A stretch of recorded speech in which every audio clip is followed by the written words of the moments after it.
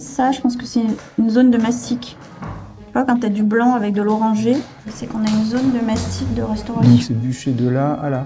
Enfin, c'est un feuillu, c'est sûr. C'est plutôt de l'orme. Et de l'autre côté, on a un bois tendre, type tilleul aussi. Donc on aura un peu les deux bois qu'on retrouve sur le traîneau, alors que c'est une intervention postérieure, quoi.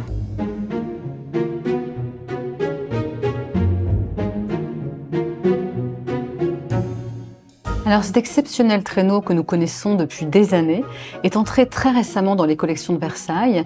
C'est un don de la célèbre Galerie d'Alva à New York. Alors il s'agit d'un traîneau d'apparat qui date du début du XVIIIe siècle et en cela c'est une pièce véritablement unique puisqu'il n'y a pas d'autres traîneaux conservés dans les collections publiques françaises datant de cette époque.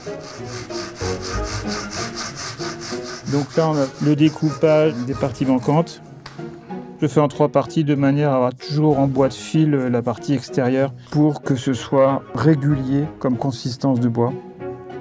Cette restauration a duré plus d'1 an, d'abord avec des recherches, des analyses, une étude préalable, puis une restauration. Elle a permis de faire de nombreuses découvertes, notamment sur l'usage ou même la fabrication de ce type de véhicule de fantaisie, et puis aussi des découvertes auxquelles nous ne nous attendions pas, et notamment la découverte de ce bleu de Prusse. Là, on a une peinture à base de bleu de Prusse quasiment pur. Et donc ce bleu de Prusse paraît très sombre du fait de la quantité de pigments. L'allègement en fait des très nombreuses couches de repeint qui avaient finalement nivelé la sculpture, c'est une prodigieuse qualité de sculpture qui est d'autant plus rare sur ce type de véhicule de fantaisie et de fête. Dans la manière dont la chimère est sculptée, à l'arrière de la caisse, cette tête de lion avec cette crinière d'acanthe extrêmement souple, on voit également qu'il y a un jeu de volume très élaboré, avec parfois de la sculpture à peine griffée et puis chaque enroulement apparaît presque, on va dire, en 3 dimensions.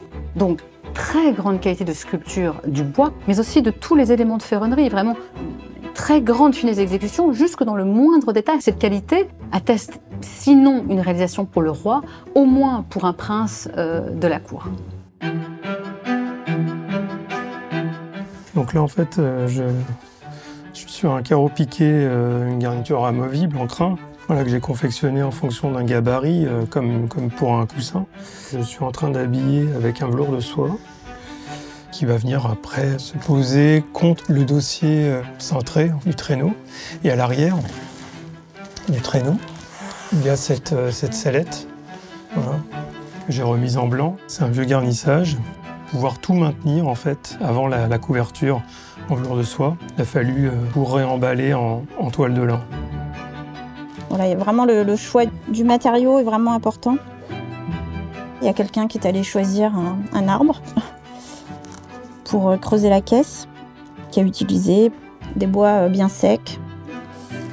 Le plus important, c'est quand même effectivement l'œuvre et ce qu'elle nous dit depuis le démarrage, c'est-à-dire la construction, les artisans qui ont dessiné, conçu l'œuvre, puis les artisans qui sont allés chercher les matériaux.